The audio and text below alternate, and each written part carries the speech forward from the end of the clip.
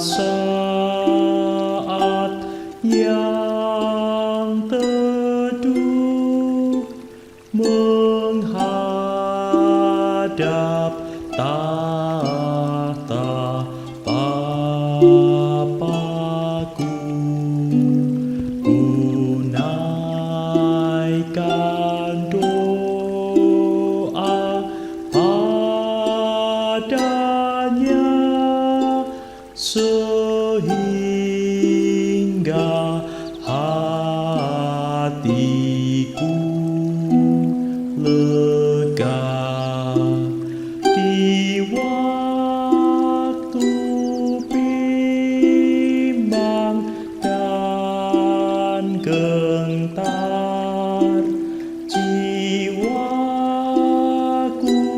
aman dan segar, ku bebas dari seteru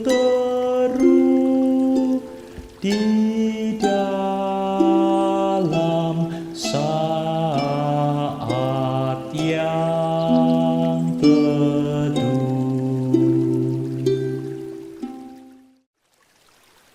Shalom, selamat pagi Bapak Ibu, Saudara-saudari sekalian yang kekasih di dalam Kristus.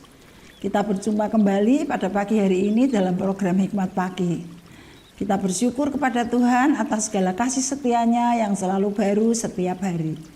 Dan pada pagi hari ini sebelum kita beraktivitas, marilah kita datang bersekutu kepada Tuhan. Di dalam program Hikmat Pagi ini kita akan bersama-sama berdoa, demikian juga mendengarkan akan firman Tuhan. Firman Tuhan pada pagi hari ini akan dibawakan oleh Bapak Pendeta Angga Prasetya. Sebelum kita mendengarkan firman Tuhan, marilah kita datang kepada Tuhan di dalam doa. Bapa yang di surga, kami bersyukur dan berterima kasih atas kasih setia Tuhan yang selalu baru setiap hari. Kami bersyukur untuk berkat-berkat yang boleh kami terima setiap hari Tuhan. Dan pada pagi hari ini sebelum kami memulai segala aktivitas kami datang kepadamu dan kami memohon kiranya Tuhan kami boleh mendengarkan akan firman-Mu. Kiranya firman Tuhan yang dibawakan oleh hamba-Mu Bapak Pendeta Angga boleh menjadi berkat bagi kami sekalian yang mendengarnya. Tuhan berkati supaya Tuhan jauhkan dari segala hal yang tidak sesuai dengan kehendak-Mu. Tuhan kuasai hati kami, Tuhan kuasai pikiran kami. Biarlah kami hanya fokus kepada firman Tuhan. Biarlah kami boleh menghadapi akan segala tantangan di dalam kehidupan ini, supaya kami boleh dikuatkan oleh firman Tuhan. Terima kasih Bapa, kami menyerahkan waktu ini sepenuhnya di dalam tangan Tuhan. Dari awal hingga akhir kami serahkan di dalam pimpinan Tuhan. Dalam nama Tuhan Yesus kami berdoa. Amin. Firman Tuhan pagi ini bertemakan bertekun sambil menanti kedatangan Tuhan, yang diambil dari kitab Ester pasal yang keempat ayat 16 yang demikian bunyinya. Pergilah, kumpulkanlah semua orang Yahudi yang ada di Susan dan berpuasalah untuk aku. Jangan makan dan minum selama 3 hari, siang dan malam. Aku serta dayang-dayangku pun akan berpuasa demikian. Kemudian aku akan masuk menghadap raja, meskipun berlawanan dengan undang-undang. Kalau aku harus mati, biarlah aku mati. Demikianlah firman Tuhan. Syukur kepada Allah. Selamat pagi Bapak Ibu, saudara-saudari yang dikasihi Tuhan Yesus. Pagi ini masih dengan latar belakang Curug Tirtowening. Jikalau ingin pergi ke curug ini dari kota Semarang, dapat menggunakan kendaraan pribadi kurang lebih 1 jam 15 menit. Dan kita akan menikmati udara yang segar, air yang jernih, dan suara gemericik air yang menyegarkan jiwa kita. Mari bersama-sama saat ini kita merenungkan firman Tuhan. Ada banyak orang yang katanya percaya Tuhan, tapi tidak mengikuti kehendak Tuhan. Mungkin kita termasuk di antaranya. Hal ini terjadi karena natur dosa yang membuat manusia cenderung hanya melakukan kehendaknya sendiri. Oleh sebab itu, diperlukan kerendahan hati dan kuasa Allah agar kita mau menanti dan menaati kehendak Tuhan. Kisah Ester dalam bacaan hari ini menunjukkan tentang hal tersebut.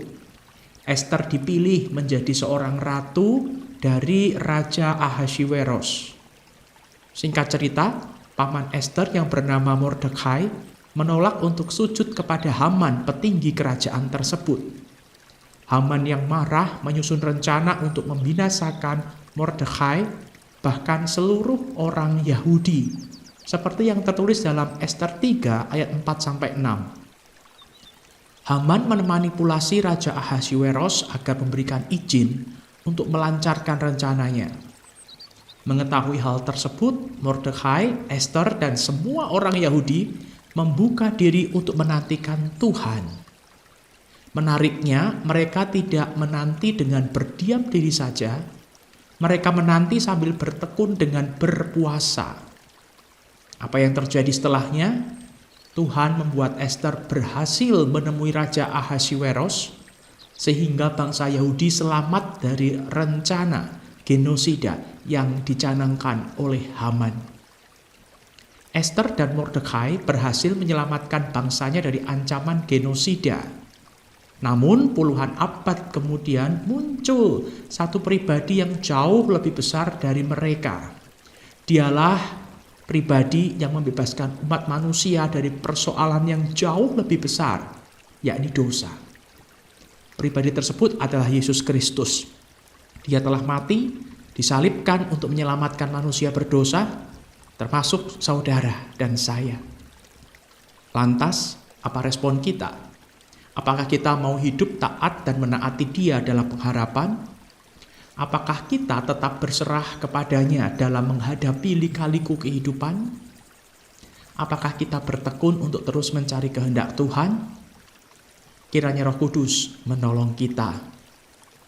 Percayalah kepada Sang Penebus yang telah membebaskan kita dari kuasa dosa. Mari kita berdoa. Bapa Surgawi, kami bersyukur pagi ini kami boleh diingatkan bahwa kami memiliki penebus yang sudah membebaskan kami dari kuasa dosa. Dan oleh sebab itu, ajarlah kami untuk mensyukuri anugerah terindah dalam hidup kami ini dengan terus taat akan firman-Mu. Walaupun itu tidak mudah, tapi dengan pertolongan Roh Kudus kami yakin kami bisa melakukannya. Ini anak-anak-Mu yang terus belajar taat pada firman Tuhan. Di dalam nama Tuhan Yesus kami berdoa. Amin. Selamat pagi, selamat beraktivitas. Tuhan Yesus memberkati.